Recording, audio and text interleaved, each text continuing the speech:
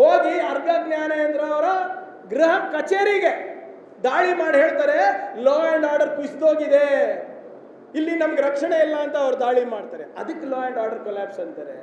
ಯಾವಾಗ ನನಿಲ್ ಕುಮಾರ್ ಕಟೀಲ್ ಮಾಜಿ ಸಂಸದರು, ಅವಾಗಿನ BJP ಪ್ರೆಸಿಡೆಂಟ್, ಮತ್ತೆ ಸುನಿಲ್ ಕುಮಾರ್ ಅವರು ಅವಾಗಿನ ಮಂತ್ರಿಗಳು, ಮತ್ತು ಇನ್ನ ಇಬ್ರು ಕ್ಯಾಬಿನೆಟ್ ಸಚಿವರಿಗೆ ಎಲ್ಲ ಕಾರ್ಯಕರ್ತರು, BJP ಕಾರ್ಯಕರ್ತರು ಮುದ್ಗೆ ಹಾಕ್ಬಿಟ್ಟು ಕಾರ್ ಹತ್ತಕ್ಕೆ ಬಿಟ್ಟಿಲ್ಲ ಅಲ್ಲ ಉತ್ತರ ಕನ್ನಡದಲ್ಲಿ, ಅದಕ್ಕೆ ಲಾ ಆ್ಯಂಡ್ ಆರ್ಡರ್ ಕೊಲ್ಯಾಪ್ಸ್ ಅಂತಾರೆ. ಒಂದು ಕ್ಯಾಬಿನೆಟ್ ಸಚಿವರಿಗೆ, ಒಬ್ಬ BJP ರಾಜ್ಯಾಧ್ಯಕ್ಷಿಗೆ ಕಾರ್ ಹತ್ತಕ್ಕೆ ಬಿಟ್ಟಿಲ್ಲ ಅಲ್ರಿ ನೀವು, ಅದಕ್ಕೆ ಲಾ ಆ್ಯಂಡ್ ಆರ್ಡರ್ ಕೊಲ್ಯಾಪ್ಸ್ ಆಗ್ತಾರೆ. ಇವಾಗ ಎಲ್ಲ ರೌಡಿ ಶೀಟರ್ಸ್ ಎಲ್ಲ ಒಳಗಿದ್ದಾರೆ. ಅಪ್ಪು ಗೌಡ್ರೆ ಆರಾಮಾಗಿ ಓಡಾಡ್ರಿ, ಯಾರು ನಿಮ್ಗೆ ಏನು ಮಾಡಲ್ಲ.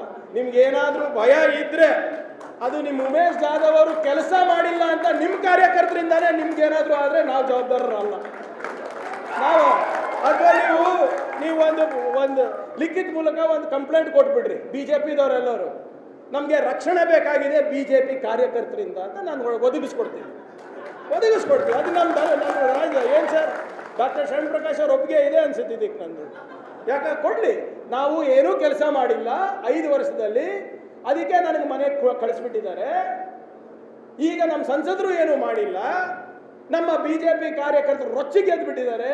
ನಮಗೆ BJP ಕಾರ್ಯಕರ್ತರಿಂದ ರಕ್ಷಣೆ ಕೊಡಿ ಅಂದ್ಬಿಟ್ಟು ಅಧಿಕೃತವಾಗಿ ಲೆಟರ್ ನನಗೆ ಕೊಡಕ್ಕೆ ಮುಜುಗರ ಇದ್ರೆ ಕಮಿಷನರಿಗೆ ಕೊಡಿ, ಅಥವಾ ಕಮಿಷನರಿಗೂ ಕೊಡಬೇಡಿ, ಸಿಟಿನಲ್ಲಿ ಗೊತ್ತಾಗುತ್ತೆ ಅಂದರೆ SP ಕೊಡಿ, ತೊಂದರೆ ಇಲ್ಲ, ಕೊಡಿಸ್ತೀವಿ. ಅದ್ರ ಬಗ್ಗೆ ಯಾವುದೋ 2 ಮಾತಿಲ್ಲ. ಇನ್ನೊಬ್ರು ನಮ್ಮ ದುರೀಂದ್ರ ಹೇಳ್ತಾರೆ, ಮಾಜಿ ಅಫಜಲ್ಪುರ್ ಶಾಸಕ, ಹುಲಿನೇ ಹೊಡೆದ್ಬಿಟ್ಟಿದ್ದೀವಿ ಇಲಿಗೇನಂತೆ.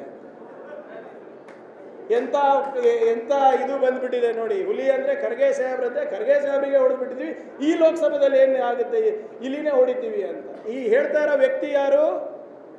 2 ಸರಿ ಕಂಟಿನ್ಯೂಸ್ ಸೋತವರು, 2 ಸರಿ ಬ್ಯಾಕ್ ಟು ಬ್ಯಾಕ್ ಸೋತವರು. ಮತ್ತು ವಿಶೇಷತೆ ಏನಿದೆ ಅಂದರೆ, ಮೋದಿ ಅವರ ಪಾರ್ಟಿಯಿಂದ, ಒಂದು ರಾಷ್ಟ್ರೀಯ ಪಾರ್ಟಿಯಿಂದ ಟಿಕೆಟ್ ತಗೊಂಡು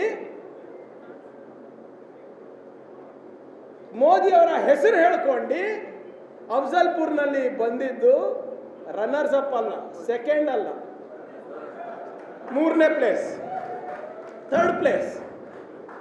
ಒಂದು BJPಯ ರಾಜ್ಯದ ವೈಸ್ ಪ್ರೆಸಿಡೆಂಟ್ ಕೂಡ ಅವರೇ, ಉಪಾಧ್ಯಕ್ಷರು ಅವರೇ, ರಾಜ್ಯದ ಉಪಾಧ್ಯಕ್ಷರು. ಮೋದಿ ಅವರ ಗ್ಯಾರಂಟಿ ಇದ್ದು ಕೂಡ, BJPಯ ಅಧಿಕೃತ ಟಿಕೆಟ್ ಇದ್ದರೂ ಕೂಡ 3ನೇ ಸ್ಥಾನಕ್ಕೆ ಹೋದವರಿಗೆ ಇಲಿ ಅನ್ಬೇಕಾ ಏನು ಅನ್ಬೇಕು ನನಗೆ ಗೊತ್ತಿಲ್ಲ. ನಂದು ಒಂದೇ ಮನವಿ, ನಾವು ಯಾವುದು ವೈಯಕ್ತಿಕವಾಗಿ ತಂಟೆಗೆ ಹೋಗ್ತಾ ಇಲ್ಲ, ನಮ್ಮ ವೈಯಕ್ತಿಕ ತಂಟೆಗೂ ಬರಬೇಡಿ. ನಿಮಗೆ ಹೇಳೋ ಶಕ್ತಿ ಇದ್ರೆ ಕೇಳೋ ಶಕ್ತಿನೂ ಇಟ್ಕೊಳ್ಳಿ. ಚುನಾವಣೆ ಅಭಿವೃದ್ಧಿ ಮೇಲೆ ಮಾಡ್ತೀರಾ, ಐ ಆಮ್ ರೆಡಿ. ವೈಯಕ್ತಿಕವಾಗಿ ಮಾಡ್ತೀರಾ, I am ready for that also. ಏನು ಮಾಡ್ಬೇಕು ಹೇಳಿ, ನೀವು ಚೂಸ್ ಮಾಡ್ರಿ. ಯಾಕಂದ್ರೆ ನಮಗೂ ಸಾಕಾಗಿದೆ ಸುಮ್ಮನೆ ನಾವು ಮಾಡ್ದು ಬಯಸ್ಕೊಳೋದು ಏನಕ್ಕಪ್ಪ, ಮಾಡಿಲ್ಲ ಅಂದ್ರೆ ಬೈರಿ. ನಾವು ಮಾಡಿದ್ಮೇಲೂ ಏನಕ್ಕೆ ಅನ್ಸ್ಕೋಬೇಕಪ್ಪ.